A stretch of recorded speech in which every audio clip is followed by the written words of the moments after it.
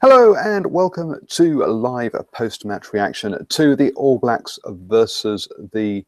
Hello and welcome to live post-match reaction to the All Blacks versus the Pumas. I think I just missed off the start there, went a bit too early. Thank you very much for joining us. Today we have myself, Paul, the guy behind DrivingMaul, and joining me is Mike, real Mike Pullman. How are you doing, sir? Good, mate. How are you? Not so bad, not so bad. And everyone who's listening, please remember to subscribe to the podcast on your favorite podcast player. We're on iTunes or Apple Podcasts, whatever it's called nowadays, Acast, SoundCloud, Stitcher, all of those kind of things. So don't forget to subscribe. Also, if you want to watch these shows behind the scenes, they are on YouTube as well. So always keep an eye on the DrivingMaul YouTube channel. So the All Blacks managed to come back from a 1-point deficit at halftime to lead 39-22. Were you worried at any point there, Mike? No, not at all. Yeah, I always knew the All Blacks were gonna come back, and I felt the bench, made the impact that we all expected them to. I thought Lima Sopoaga in particular really sparked the All Blacks back into life after Barrett went off, and yeah, I was never worried at all, and I don't think any All Black fan was really, to be honest. Well, during the first half, the Argentina had the better of the possession and better of the territory, but were really kind of, especially early on the first 2 minutes, failed to pick up the points, and then we saw the All Blacks come back and score a try, and they basically rack up the 3 tries in that first half, whereas the Pumas were managing to pick up penalties and kick the points, doing what you hate teams doing, which is just keeping the scoreboard ticking over.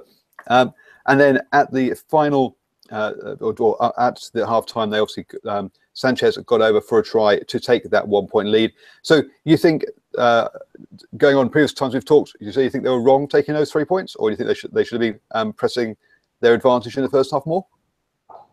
I thought they were making a bad decision going for the 3 points, but their secondary goal kicker, forget his name, phenomenal with the long boot and so accurate. So yeah, you can look at it one or two ways, I guess. And that last try just before halftime, you could really probably put on the All Blacks for stuffing up the line out. And, I guess we'll talk about the decision-making in terms of going for goal in that second half. Well, yes, we'll get on to that in the second half, and the commentators made a big deal out of that. Yeah, it did look like the All Blacks went to sleep a little bit, and just before half-time and a bit too early, and the Pumas took advantage of that.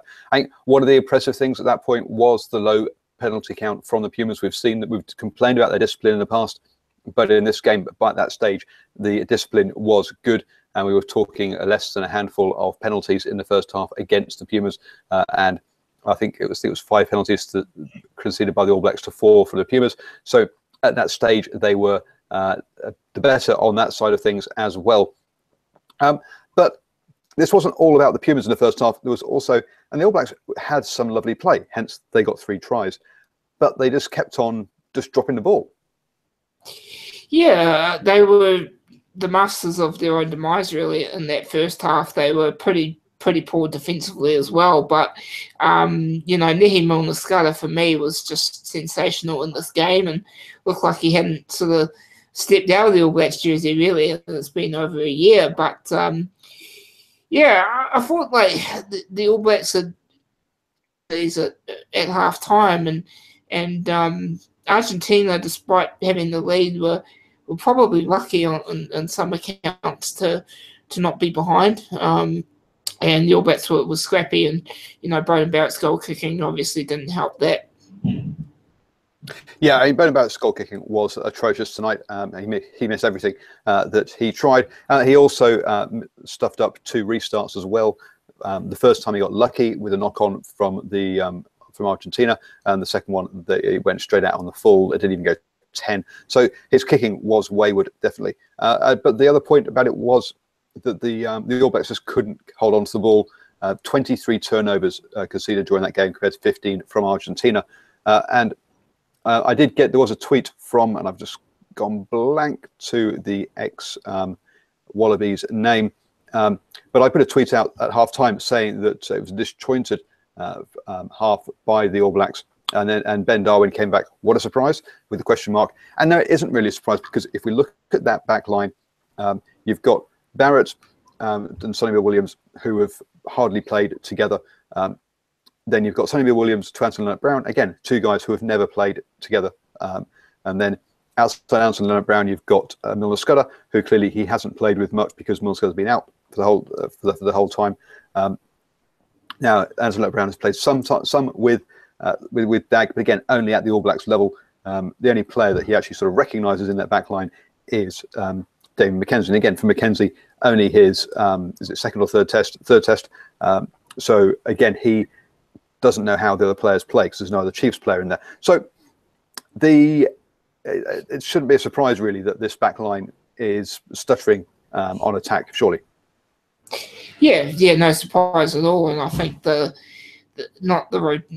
feels like rotation, to be honest, in that midfield with Crotty and Sonny Bill obviously switching and so on.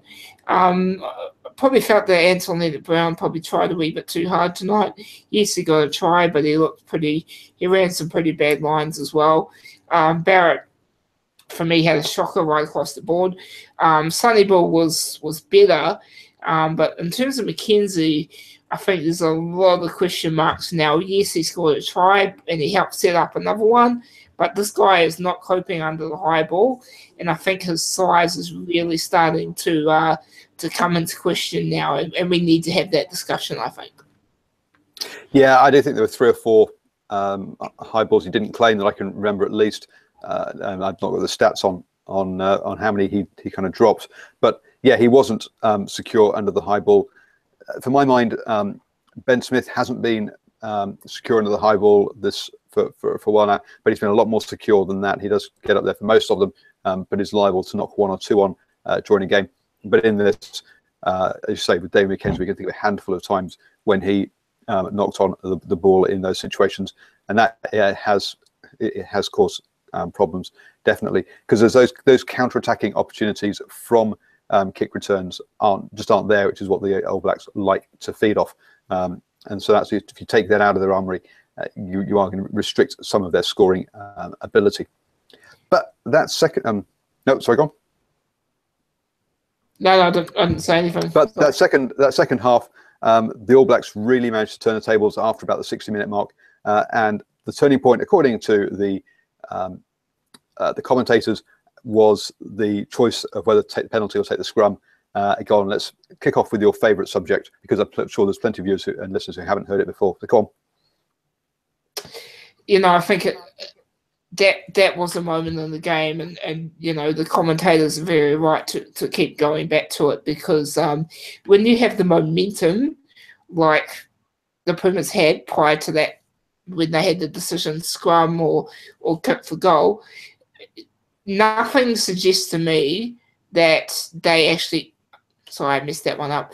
That, to me, they were going to score. All they needed to do was go to a scrum, go to a line-out, back themselves, which they had up until then. They go for goal, they get the points, but it's a moral victory for the All Blacks, isn't it? 3 points is a lot less than 7. So really let the All Blacks off the hook there, and from there the game turned basically, and Broden Barrett's sin bin really kicked the ABs into life, I reckon. Yeah, it did, and I'll be honest, I disagree. I think that that you should take the points. I mean, that happened on the 43rd minute. And I'm a great believer that if you got 3 points on offer, take the points every day of the week. So I think I personally disagree with the commentators. I think that was the right thing to do. It stretched the lead from 1 point out to actually, if really mind this, it doesn't. It stretched the lead out at that point, which I think was a good thing. And to me, it was the right choice. For me, the problem after that point was the Argentinian tackling in this game. Yeah, they were tired. They were definitely tired, and I think that fed into some of the discipline at the end. And I also tweeted out it could have, played into the decision, I guess when you're in the lead, you want to preserve it, don't you? You want to keep the scoreboard ticking over, so, go for the free. But they missed a lot of tackles in that second half, the Argentinians. They gave away a lot of penalties, probably lucky not to have a man in the bin on their own. They were exhausted by about 55 minutes, and it showed from there on out. Yeah, it did, and that's so they made 85 of their 126 tackles. That's a 67% tackle rating, which is abysmal at this level. The All Blacks made 85 of 101, 84%, which meant, and this game was around about 50% possession and territory up until that point, and then the All Blacks finished with 60% of the territory, which shows that they just dominated that last sort of 20 minutes, and it didn't let Argentina get hold of the ball. And then two things happened. One was that Argentina got tired, but the second one was, I think the All Blacks were playing simpler rugby, which meant they weren't dropping it as often. Yes, there was the odd Sonny Bill offload, but there was only the kind of the one, and most of the offloads were after they'd broken the line, and there was another player, and there weren't any other Argentinian players around the way who could take the ball. For an example was the disallowed try for David McKenzie, where it was offloaded forwards by Fafita. But so for me, I think the All Blacks took a simpler approach, and part of that might have been putting Sopoaga in there instead of Barrett. He isn't as flashy a player, but he's a much more solid player. He made his pass, he made his kicks.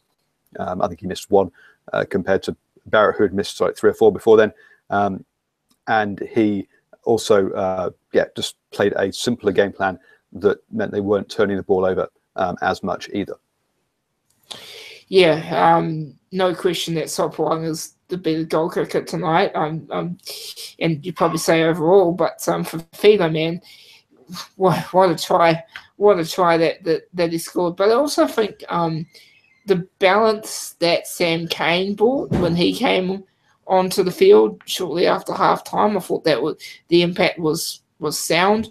And yeah, TJ Perenara for me had an all right game, but Kieran Reid, I've been a critic of Kieran Reid, and but he made some decisions, like they said on commentary, that in that second half that really helped the All Blacks sort of get back in the game and then sort of run away with it at the end, I guess.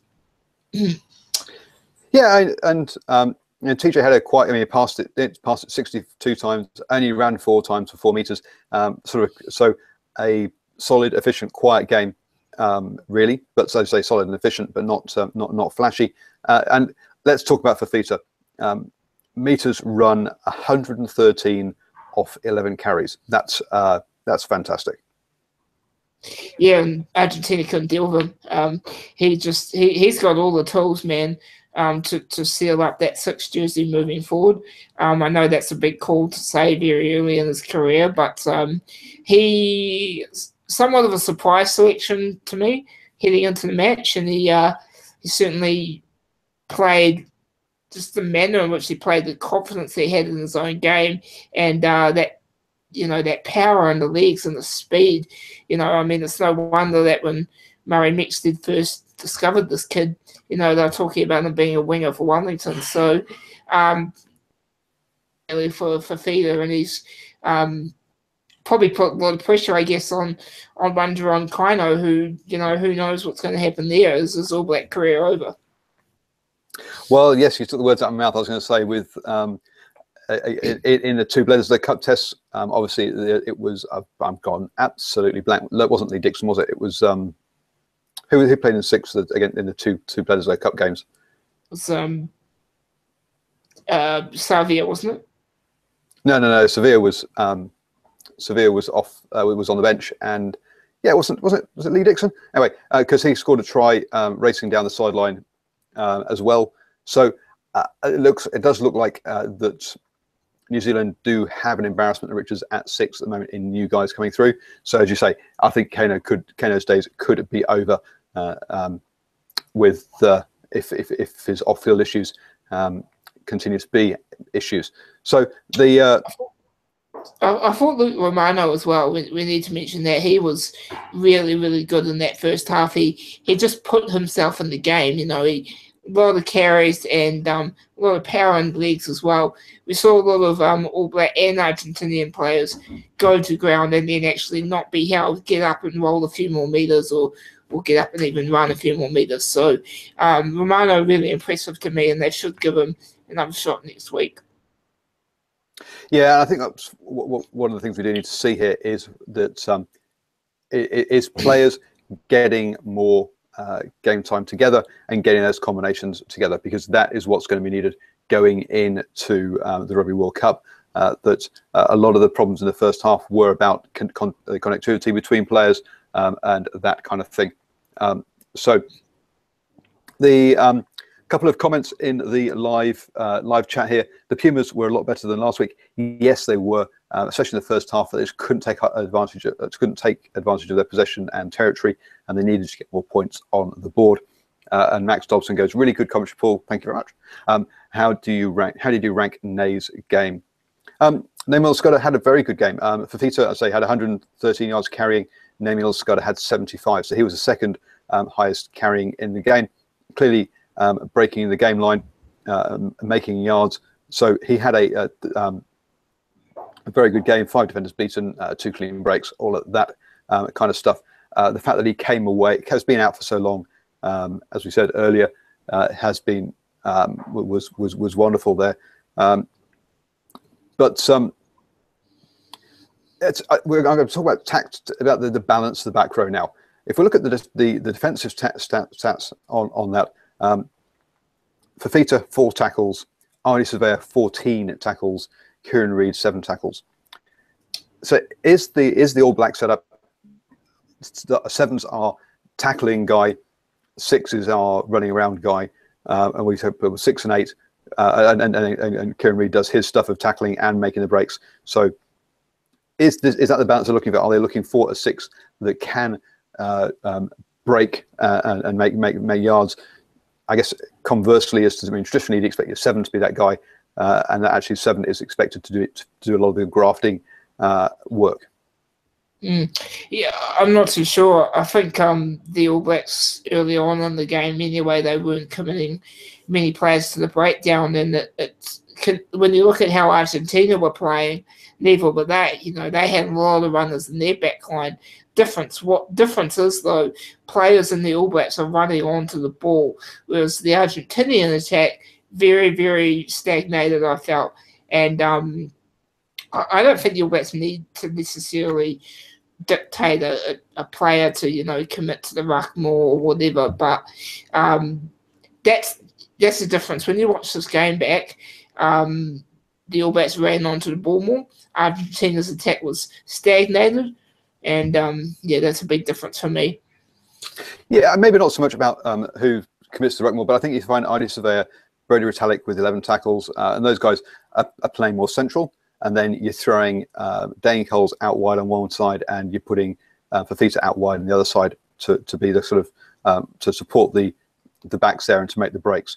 And so I think we saw something pretty similar in the Bledisloe Cup games, in the fact that Sam Cane was kept in centre and made a lot of the tackles because he was central, but you had Lee Dixon was out wide, who I think it was, making breaks, because that's where the 6 is expected to travel. I've just got a guest here who's just knocking on the door. Do come in. I might be getting photo bombed in a second. So the next one, and yeah, so were the All Blacks lucky then that Barrett got sent off and then got collared, and we had gone blank as to who got the HIA assessment? Liam Squire, thank you. That's who it was. It isn't. I've been saying Lee Dixon. Liam Squire's a guy I've been meaning to talk about as the 6 from last week. So the Max is asking, did think Liam Squire was great? Yes, we do. Will he be the 10 going forwards? Because Dag got the HIA. And obviously it was replaced by so I was going to just do a little bit of housekeeping here. Bye, Paul. Cheers. Thank you very much. Good to see you. International rugby guest from South Africa. A decent team. Keep well. Cheers. Cheers. Sorry for the interruption, everybody. And so Dad got the HIA. Software could come on and steady the ship. So does he now gets to come on in a permanent role, and did the All Blacks get lucky with the HI to get the right player on the pitch rather than actually a proper coaching decision? I have to admit, I'm a wee bit distracted there. I lost a lot of what you said, but I'll just say what I wanted to say because I've actually freaking forgot what you said there. Sorry, mate. Where was I? Start again, Paul. Sorry, mate. Okay. Were the All Blacks lucky in the fact that Sopoaga came on for HIA for DAG when Barrett was off the yellow card, rather than it being a proper coaching decision, and that basically saved them in this game? No, I don't think so. I just thought that players that did come on, you know, Sopoaga especially, just had such a massive impact on the game. And, you know, Beauden Barrett's, I guess the question is, would they have pulled Beauden Barrett if he hadn't have had that yellow card? And I don't think so. You know, they've got a lot of faith in this guy, and yeah, so I don't believe so. Okay, I do have a lot of faith in the guy. And do you see Sopoaga starting at 10 and Barrett moving elsewhere in the side, or do you think that Barrett's going to hold on to his number 10 jersey even though he can't kick? No, Barrett will hold on to the number 10 jersey. But you know, Sopoaga has certainly sealed that position as the number 2. I don't think he's done enough yet to be a starter in number 10. And with the options at 15, you know, you got McKenzie, you got Dag. Well, if Dag is fit, even Milner Scudder can play there. So I don't see them moving Beauden Barrett back to 15 to start, and I certainly don't see them, you know, putting Barrett on the bench. So, yeah. Cool. So, final thoughts before we wrap up and get ready to watch the second Test match tonight. Any final thoughts you want to sort of finish the game, finish the show with? Yeah, I think the All Blacks. Sorry, mate. I think they need to work on their defense and really need to work on their discipline. And you know, Beauden Barrett, something needs to be done about his goal kicking. Yes, he had a couple of good games, but you just can't be that inconsistent off the tee. So something needs to be done there. Damian McKenzie probably needs a rest. I think he's trying too hard. I'd actually love to see Milner Scudder have a go in that 15 jersey if Dag is not fit. But if Dag is fit, you play him. But serious question mark over McKenzie at the moment for me. Yeah, I think David McKenzie, as you say, is probably needs a break. He's got some experience on his belt now, and he knows what he needs to go away and work on. It's definitely being under that high ball. Penalties considered were all in the first half pretty much, so first half discipline is needed. But that's probably when they didn't have the ball as much, and so we're defending. I thought defensively they did pretty well. 84% tackle rating. I mean, it's not great, but it's not that bad. They had their moments. I think there is a couple of people on the live chat think Barrett should go to 15. I know you don't think that's where they're going to go, but again, I think perhaps it might be time for a change that up.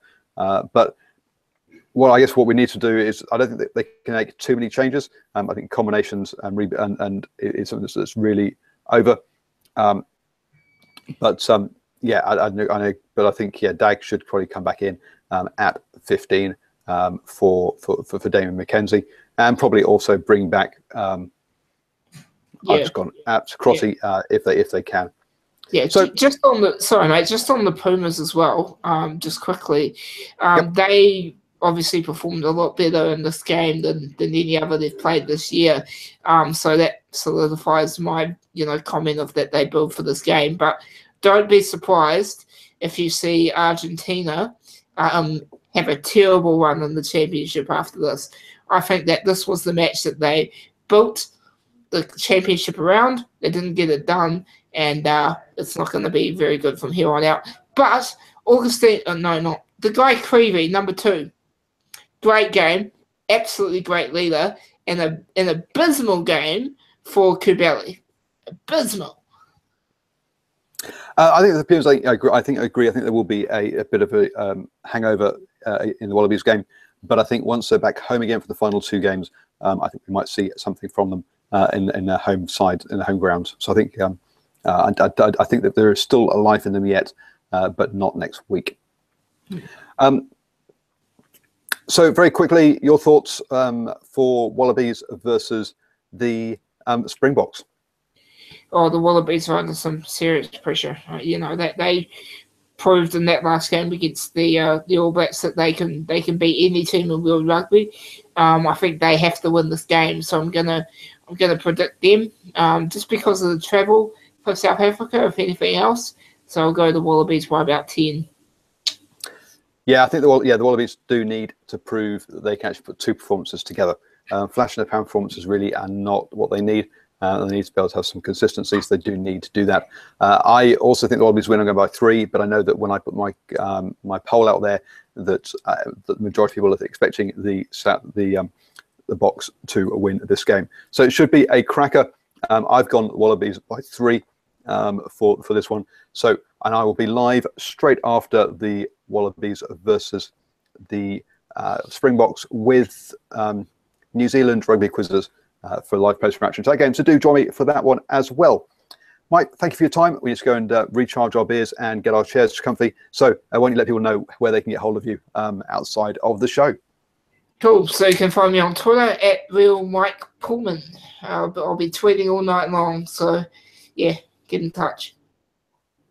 And for those of you listening to the podcast, he also tweets on that all week. So do get in touch with him anytime. I'm Paul, the guy behind DrivingMaul. Please do subscribe to the podcast. Subscribe to the YouTube channel if you've been watching us live. Also, that's it really. At DrivingMaul is my Twitter handle. So thank you very much, and catch you all in a couple of hours' time after the next game as well.